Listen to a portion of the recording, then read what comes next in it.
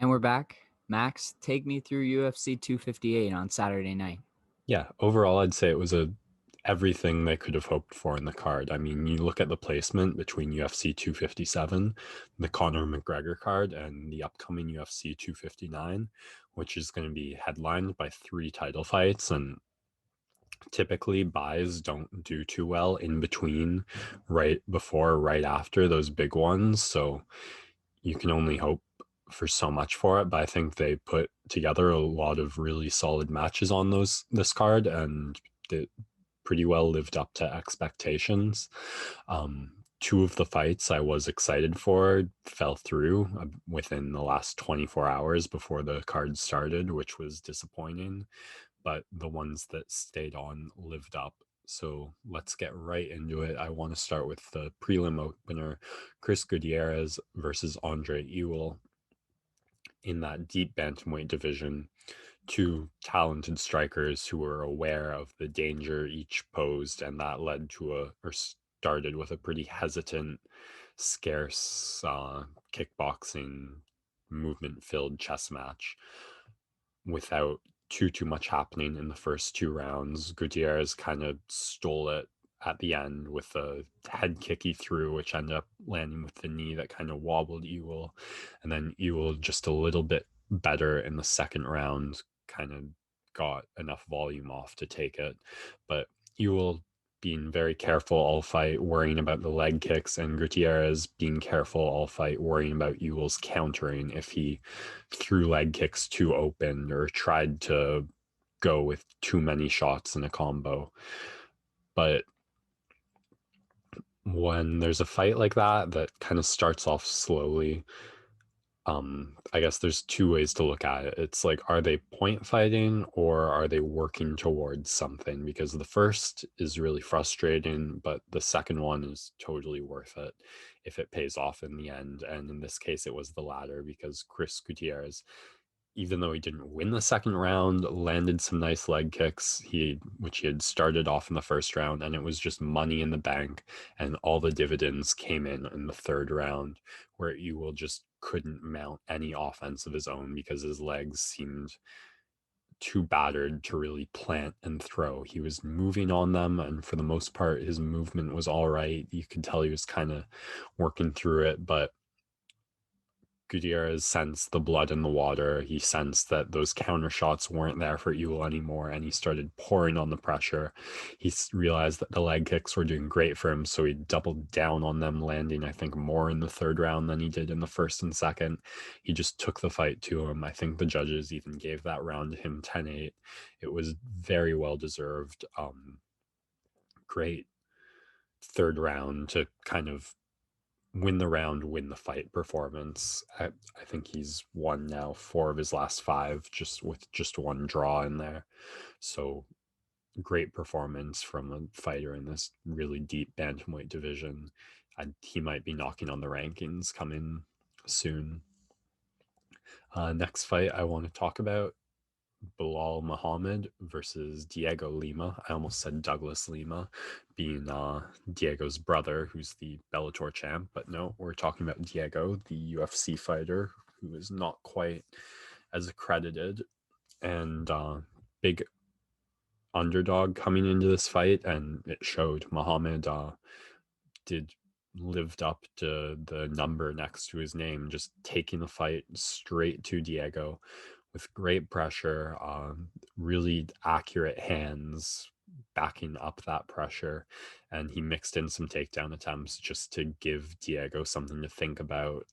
He didn't get a takedown until right at the end in like the last minute of the third round. But I think just the level change feints add one more thing to worry about defensively, which helps your offensive game that much more when you can fluidly mix it up like that. Muhammad looked great with the strikes to the head, strikes to the body. He got a little away from those body shots, but you saw the cardio of Lima start to wilt in the third round between the mix of the pressure and those body shots.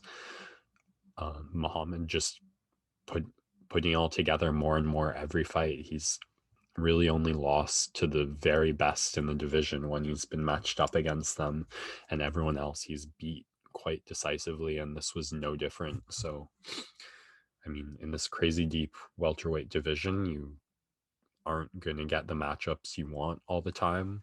And unfortunately for Muhammad, he went up against Jeff Neal before everyone knew quite how good Jeff Neal is.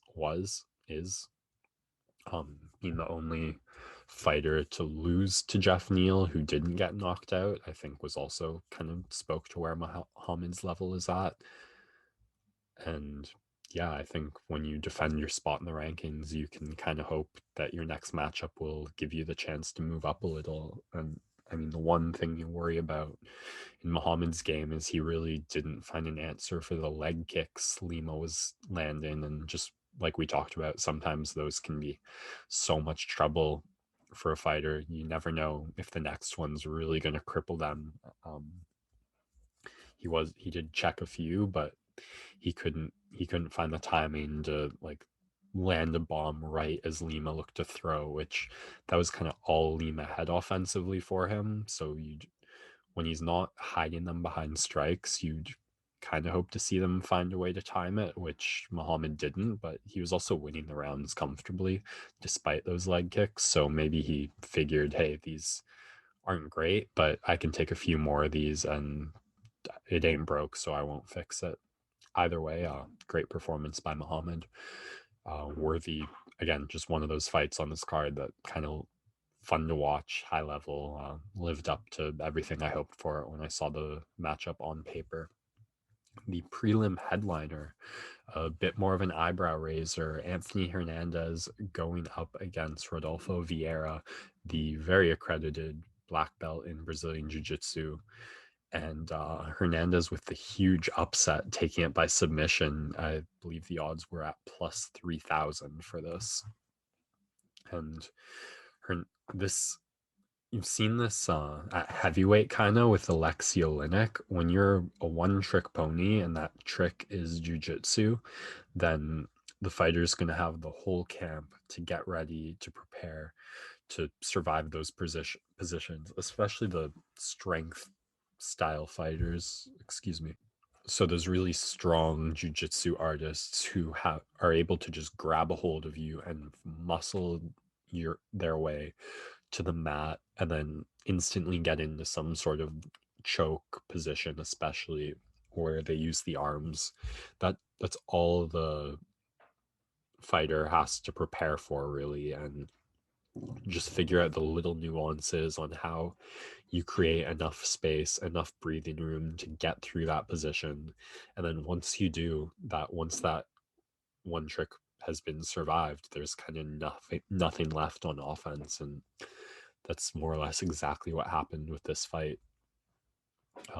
Hernandez in an arm triangle early, which Vieira won his last two fights by early in the first round. So everything looked like it was going as usual, but couldn't quite find the submission. And then from there, it was just Hernandez's show. Vieira too gassed really to mount anything on his own. I thought the commentators were giving Hernandez grief for grappling with Vieira, but every position that Hernandez was in was to his advantage. A lot of like sprawl out type positions where Vieira was flat on the mat and Hernandez was on top of him and just wearing on him, which I think was brilliant in this case because it just made Vieira that much more tired. As soon as it got to the feet, just give him hell, landed some elbows, hooks, I think a knee in there, and then ending it with a submission is just such a fun feather in the cap. And that's probably a fight he'll be telling his grandkids about someday. Like, let me tell you about that time Grandpa submitted a black belt with my like purple belt or whatnot. I think maybe he gets promoted to purple belt after this fight. Moving on to the main card, Julian Marquez with a fantastic showing. Coming up against Maki Pitolo, a Hawaiian fighter with a crazy chin whose nickname is Coconut Bombs. That kind of tells you what to expect, but Pitolo flipped the script and came out grappling heavy and just kind of surprised Marquez in the first round. Not like a crazy amount of damaging offense, but just dominant grappling. Marquez kind of looked to go to the grappling early in the first round and just didn't set up the attempt very well. Pitolo reversed it and was kind of happy to ride that for the rest of the round. The second round, I had no excuses for Marquez, but Pitolo just the better grappler. I mean, there were some striking exchanges. The second round went better for Marquez, but I'd still score it for Pitolo.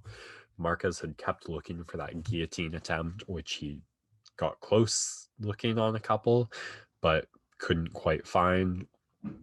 And then the third round, James Krause minced no words with Marquez, telling him, "You need a fucking finish. Let's go. You fucking got this. You get this."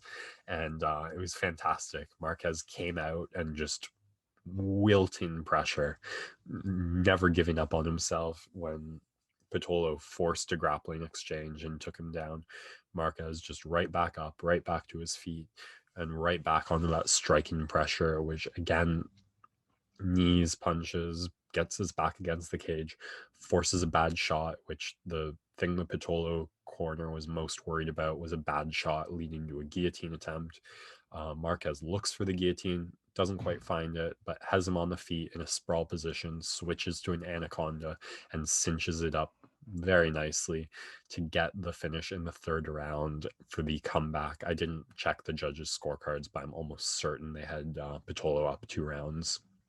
So, two more things to make this performance even more amazing for Marquez. First, he was coming off like a 32 month layoff from some type of injury I don't quite understand, but something about the arm freezing up. One of those that's still to this day a bit outside of the realm of medicine to heal 10 times out of 10. Kind of just have to put your trust and hope that it'll work out. And I mean, so fantastic for Marquez that it did. And he gets to come into the octagon and have this kind of, I guess, double comeback almost in a sense. But his favorite moment of the night probably came a bit later when in his post-fight interview, he used his call out to try and get the attention of one Miley Ray Cyrus for Valentine's Day. And I don't know if you heard about this, but she replies on Twitter, "Shave an MC into your chest and I'm all yours." So congratulations on all three fronts to Julian Marquez. Um, yeah, that was a pretty wholesome, fun moment. Great to see. Tough if you're Pitolo, though. I mean, that fight looked like it was yours, looked like it was in the bag. He had added this new facet to his game. It was going well. I think his coach like temporarily left the room in like frustration and upset. All right, moving on to the next fight. This one was moved onto the main card after the Green Miller one fell off. Brian Kelleher versus Ricky Simone. You kind of knew what you were going to get with this one. And two great bantamweights who are always going to move forward. But the pressure of Simone was just something else. And the grappling credentials are just way higher. And the cardio tank is just a little out of this world. So that wasn't really too surprising. The big question was, is Kelleher going to find the guillotine for me?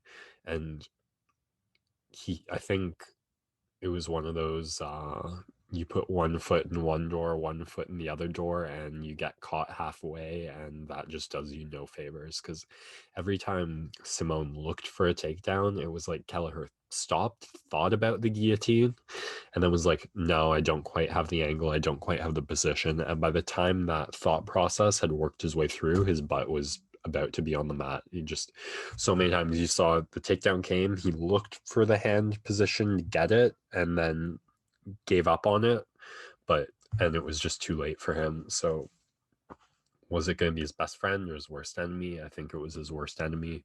I mean, Simone, just such a strong, high-level grappler with endless cardio. It's a nightmare for almost anyone at any division, unless you've got like ridiculous jiu-jitsu, takedown defense, or knockout power.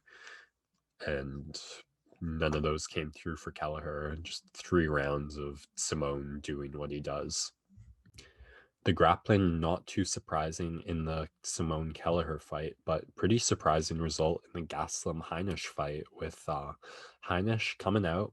That hurricane pressure looks to neutralize Gastelum's danger on the feet early by going to a takedown. And then from there, Gastelum kind of flipped the script, reversed the grappling position pretty quickly, and then just chose to dominate in the wrestling from there. Reversing that early position, and then from there just looking for his own takedowns whenever the clinch or striking on the feet got dominant enough for him. Kept it on the mat pretty convincingly, worked the positions well, stayed on top, and didn't really give Heinisch a chance to get in this fight. I mean, Gastelum's wrestling background isn't something he's really leaned on much throughout his UFC career, and he has had troubles with like the Chris Weidmans, the Neil Magnies, the guys who were bigger than him and wanted to wrestle him. So it wasn't shocking Heinisch looked to take it there. It was surprising to see Gastelum. It wasn't even like a 50-50 grappling fight. Gastelum made it look pretty effortless to be the better grappler. So if he's going back to that, he talked about the training with Beneil Dariush. So the right influences, if he can mix that into his hook and stand-up game, makes him that much more dangerous, that much more of a problem. So great performance by Kelvin Gastelum to stop a 3-fight skid, which might have dropped him out of the rankings, and remain. Puts him kind of in the back of the middle of the top 15 in the middleweight division. I think with the guys like Derek Brunson, Edmund Shabazian. I think Brunson's going to be fighting Kevin Holland's another one, so be interesting to see him match up against the guys right around there. Moving on to the co-main event, Maycee Barber versus Alexa Grasso. It was ceiling check for Maycee Barber against Alexa Grasso, the UFC experienced and tested striker. And we saw the ceiling of Barber last Saturday night against the accomplished striker. When Barber goes up against girls like Jillian Robertson, to my sadness, who aren't strikers, or Hannah Cipher, JJ Aldrich, who are a little older or not too old, not experienced enough one way or the other. The athleticism and the confidence of Barber just enough to walk forward and wilt those girls against the cage and find hands. JJ Aldrich, I think, was Barber's toughest test in that 3-fight winning streak.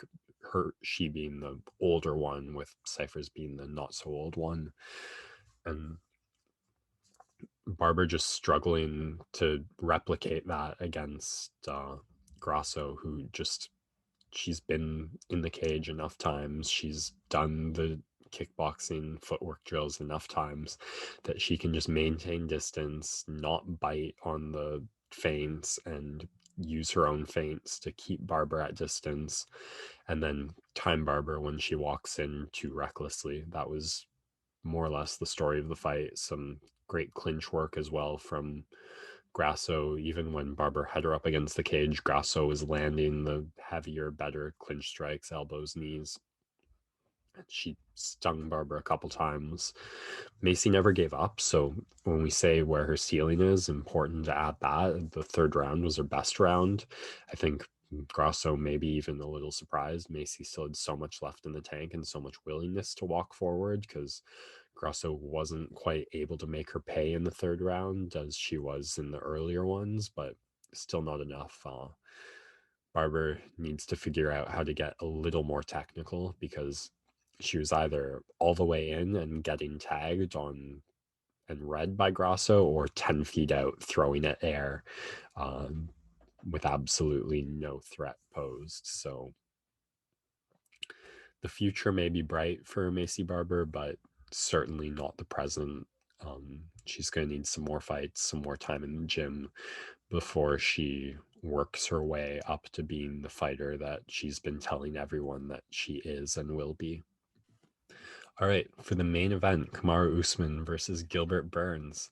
I guess I owe Kamaru Usman a bit of an on-air apology because I called a snooze fest a clinch wall install type fight, and no, Kamaru Usman came out to fight in what's probably my favorite championship performance from him, or scratch that, just favorite performance from him. I mean, not just apples and oranges from the Colby Covington fight, so hard to even compare it to this one, but he decided the place where he would beat the Brazilian Jiu-Jitsu black belt Gilbert Burns would not be on the cage, but on the open mat in the striking, and it was fun to watch, especially because he had to weather some adversity. Gilbert clipped him early in the fight, landed a couple of nice hooks that wobbled Kamaru and made you probably the most you've ever wondered, is Kamaru Usman about to get knocked out? But he regained his composure, found his distance, started finding his jab later in this first round. Trevor Whitman continuing to show that he might be the best coach in MMA right now, because he called it. He told him, your jab is your best strike. Your jab is what makes you a champion, to Usman. And Usman came out in the second round and just dispelled all that momentum that Burns had taken early in the fight. Started landing the jab, established his distance, set up a beautiful overhand counter that he really hurt Burns with. Burns was able to regain his composure, but never quite the same. He was clearly hurt, because then the jabs of Usman, orthodox and southpaw, both just started to wobble Burns and hurt him more, visibly just looking unsteady on the feet after some of the harder ones landed. And it only took one more round before Burns went down and Usman finished it with a little ground and pound.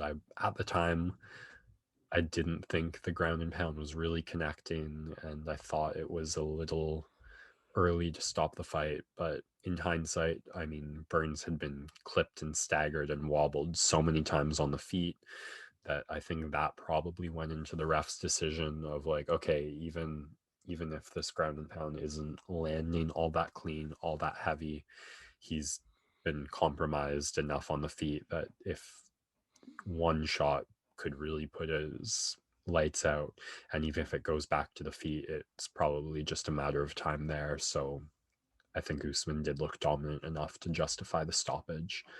And like I said, the best performance Usman's put on, I think, to date, because he made it a fight. What he's done so many times is dictated that the fight will happen in a way that puts him in absolutely no danger, even if the result of that is he puts his opponent through absolutely nothing else.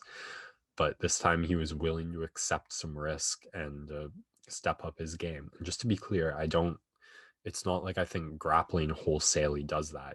If you want to grapple, there is a way to grapple and make it interesting, but Usman just typically, even in the grappling, like unlike Khabib, who's always setting up and working towards the next position and looking to damage and wear and tear his opponent down, Usman would just stay really heavy on the hip pressure and never really take any posture up risks or like work towards positions in the satisfying way. But last Saturday night on the feet, took those risks. I was actually surprised he decided to do nothing in the guard of Burns. He had a couple opportunities, but just fantastic jabs and straights for the most part from Usman that really established his distance and used his reach, which hasn't really been something we've thought about too much when we're considering the game. But what a great way to build or add another tool to that pressure heavy game. If you can establish that range, then it's going to be that much easier to push your opponent back if they have to worry about the jab and the straight, the punches that cover the most distance. So for his call out, after the fight, he said, let's run it back with Masvidal because this guy's talking so much shit. I think he knows that is probably the fight that, well, that's the fight that's earned him the most money ever. I think that fight did like 1.1, 1.3 million pay-per-views because Masvidal has just turned himself into such a star. And if you give Masvidal a full camp, especially if they do the Ultimate Fighter, which seems to be in the discussion, then that fight could be huge. I think Usman really does think a lot about how to market himself. He always talks his opponent up, like whether it was Colby Covington, whether it was Masvidal, now with Burns, like always, this is the best guy in the division. This after me, this guy is such a threat. This guy beats everyone else. So I think he is pretty marketing conscientious. But I'm wondering if he's aware of how a lot of people or a lot of his last fights look, and a lot of people have looked at his reign thus far of being like so safe and not making it a fight the way you hope to see at the championship level, because he's saying, let me finish Masvidal, I'll get in there and I'll stop him. And those are the kind of performances he's gonna need if he wants to get his name up there and over GSP, which in my admittedly biased opinion, he is not very close to yet. You look at the 50-45s that GSP did with like the non-stop submission attempts on Hardy. He almost had him twice, or the lighting up the face of Josh Koscheck with the jab, or the like level of opponent in like the crazy streaking John Fitch.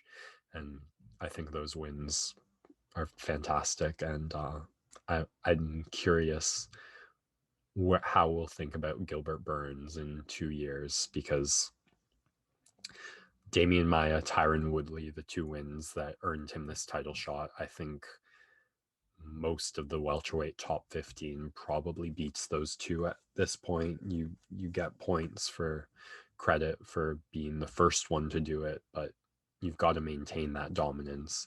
So if he's matched up against like a Wonder Boy, a Luque, a Neal, interesting to see how Burns fares. Maybe the stand-up not quite as threatening, not quite as high level as we thought it might have been,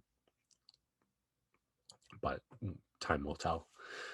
Overall, really enjoyed the card. It was fun to watch, and looking forward to the next one. That's all for this Combat Corner. We'll be right back to talk some basketball.